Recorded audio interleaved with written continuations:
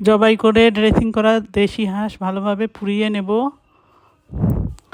পোড়ানোর পর ধুয়ে নিতে হবে ভালো করে, তারপর কেটে আবার ধুয়ে নেব, তারপর সিদ্ধ করে করার জন্য বসিয়ে দেব। সিদ্ধ করার সময় কয়েকটি তেজপাতা, দারুচিনি,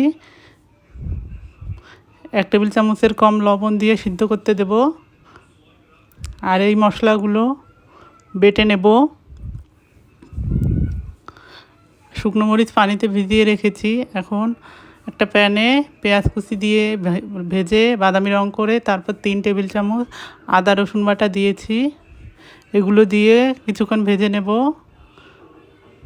হাঁসের মাংস সিদ্ধ হয়ে গেলে এই ভাজা আদা রসুন আর পেঁয়াজগুলো দিয়ে দেব, আর গুঁড়ো করা মশলাগুলো দিয়ে দেব। পুরোটাই দেইনি আমি, কিছুটা রেখে দিয়েছি পরে দেওয়ার জন্য। তারপর গোটা রসুন দিয়ে দেব, হলুদ গুঁড়ো দিয়ে দেব 1.5 চা চামচের মতো, আর শুকনো মরিচ বাটাগুলো দিয়ে দিলাম যেগুলো ভিজিয়ে রেখেছিলাম। এরপর ভালো করে মিশিয়ে নেব।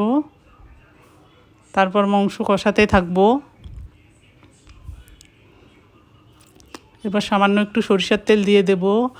হাঁসের মাংস খুব ভালোভাবে কষাতে হয়, তাহলে এটি অনেক টেস্টি হয়। কষাতে হবে ভালোভাবে। তারপর যেগুলো গুঁড়ো মশলা রেখে দিয়েছিলাম ওটা দিয়ে দিলাম। এরপর কষানো হয়ে গেলে একটি বাটিতে তুলে নেব। এরপর তৈরি হয়ে গেল হাঁসের মাংস ভুনা।